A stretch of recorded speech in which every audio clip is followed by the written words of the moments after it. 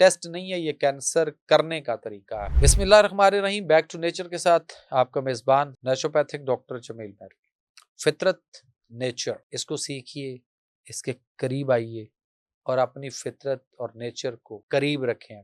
इसमें बिगाड़ आपको, इससे दूरी मुख्तलिफ बीमारियों का शिकार करती चली जा रही है। अब देखिएगा, इस वक्त कहा जाता है कि कुछ टेस्ट ऐसे हैं जो तशखीस करने के लिए हैं, डायग्नोस करने के लिए, और उसके ऊपर बहुत बहुत बड़ी इंडस्ट्री जो है वो बहुत बड़े एम्पायर खड़े हो चुके हुए हैं। उसके ऊपर एक रिसर्च पेपर छपा है एक जर्नल्स के अंदर, और वो ये कहता है कि all the diagnostic tools, I mean to say, for example CT scan, MRI, PET scan, fibroscan, bone scan, mammography, endoscopy, colonoscopy, gastroscopy, including biopsy, is caused by cancer and is spread by cancer. यानी आप ये देख लीजिए कि जब भी आप इनमें से कोई टेस्ट कराते हैं, अगर कैंसर नहीं है तो हो जाएगा, और अगर कैंसर पहले से मौजूद है तो आपकी बॉडी में फैलेगा, बिगड़ेगा और बेशुमार मसाइल पैदा करेगा और मौत को तेजी से आने की दावत देगा। बहुत सारी एग्जांपल आपके इर्द गिर्द आपको मिलेंगी। जो कुछ आपने देखा या सुना है अपने इर्द गिर्द में, उसको शेयर कर सकते हैं, उसको कमेंट्स करने में तो कोई हर्ज नहीं है,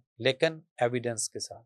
ये तमाम चीजें निगलेक्ट कर दी गई हुई हैं और रिसर्च पेपर छप चुका है। आप यूं देख लीजिए कि हमें ये कहा जाता है कि सीटी स्कैन, एमआरआई करवाना है, जिस कमरे में वो मशीन होती है उसमें डॉक्टर नहीं जाता, डॉक्टर उसमें खड़ा नहीं होता। अगर हमने कभी ये आज से कुछ 10, 15, 20 साल पहले ये पढ़ा था, या किताबों में आज भी दर्ज है कि एक्सरे, आम सी बात है, एक्सरे की रेजेस जो है वो कैंसर काज करती हैं या नहीं करती, आप बताइए। तो जब एक्सरे की रेज कैंसर काज करती हैं, तो ये जो एमआरआई, सीटी स्कैन वगैरह, या ये पेट स्कैन, फेब्रोस्कैन, मुख्तलिफ चीजें, ये कमरा जो होता है ये तो उससे कई हजार गुना ज्यादा डेंजरस होता है, और उसके अंदर इतनी रेजेस होती हैं, और वो मशीन 24/7 ऑन होती है, मरीज है नहीं है, ऑन है, और उसकी जो दीवारें, उस पर जो खर्चा होता है वो भी बहुत ज्यादा है, वो आम घर वाली दीवारें नहीं होती। उसके अंदर जो रेजेस हैं, डॉक्टर को पता है, और वो वहां जाता नहीं, उसके अंदर खड़ा नहीं होता, और आपके मरीज को जब वो उसमें भेजता है तो कौन सा कोई तिलिस्मी लिबास पहनाया गया, कौन से कोई फरिश्ते लेकर गए उसको, कौन सी ऐसी चीज है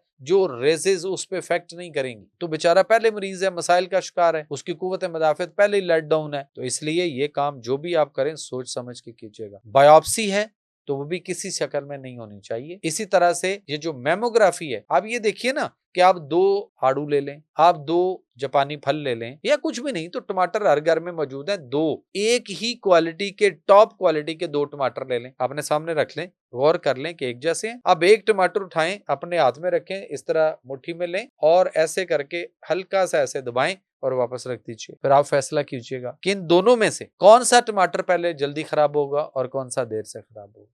तो यकीनन आप भी कमेंट्स में यही लिखेंगे कि जिसको दबाया गया हल्का सा, वो टमाटर जल्दी खराब होगा। तो ये हल्का सा दबाया तो टमाटर खराब होगा। ये ब्रेस्ट जब हम इसको उस मशीन में देते हैं कि जहां पे हम कहते हैं कि इसकी मेमोग्राफी होनी चाहिए, और किसी ने ये फिक्स कर दिया है कि नहीं जी 40 साल या उससे ज्यादा उम्र की जो खवातीन है उनकी मेमोग्राफी होनी चाहिए, वो लाजमी करवाएं कि कहीं कैंसर तो नहीं। तो फिर जो जो मेमोग्राफी करवाते जा रहे हैं, कुछ अरसा के बाद वही कैंसर का शिकार होते हुए आहिस्ता आहिस्ता नजर आ रहे हैं, क्योंकि उसमें रखकर, ये टमाटर को तो हल्का सा दबाया तो जल्दी खराब होगा, और इसमें रखकर ऐसे बड़ी जोर से प्रेस किया जाता है, यूं भी बड़ी जोर से प्रेस किया जाता है। तो टेस्ट नहीं है, ये कैंसर करने का तरीका है। तो आप सोच सकते हैं या कह सकते हैं इससे क्या टेस्ट होना है, क्या इससे तशखीस होनी है। तो उल्टा बिगाड़ देता है उसको जिसकी ठीक होगी। तो इसलिए ऐसी हमाकत से बचें।